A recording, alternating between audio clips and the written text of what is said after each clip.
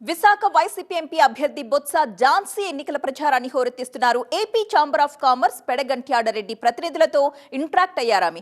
విశాఖలో అన్ని స్థానాలను గెలిచి సీఎం జగన్ కి గిఫ్ట్ గా ఇవ్వాలన్నారు ఝాన్సీ. గతంలో తాను ఎంపీగా ఉన్న సమయంలో స్టీల్ ప్లాంట్ అభివృద్ధి కోసం పనిచేశానని, ఇప్పుడు ప్రైవేటు పరం కాకుండా కృషి చేస్తానని అన్నారు. వ్యాపారాల అభివృద్ధికి అవసరమైన సహాయ సహకారాలు అందిస్తామని హామీ ఇచ్చారు బొత్స ఝాన్సీ. ముఖ్యమంత్రి గారు జగన్మోహన్ రెడ్డి గారు రీసెంట్గానే మరి డాక్యుమెంట్ రిలీజ్ చేశారు, విజన్ విశాఖ. దానిలో మనకుండే ఇది కాస్మోపాలిటన్ లాగైతే ఇది రానున్న రోజుల్లో ఖచ్చితంగా విశాఖపట్నం డెవలప్ అవుతోంది. దీంట్లో ఈరోజు గ్రోత్ హబ్ సిటీగా కూడా ఈరోజు నీతి ఆయోగ్ లాంటి దాంట్లో కూడా మనకి ఇవ్వటం జరిగింది. ఇండియాలోనే నెంబర్ 4 ప్లేస్లో ఈరోజు మనకి విశాఖపట్నాన్ని ఐడెంటిఫై చేసి ఇవ్వటం జరిగింది.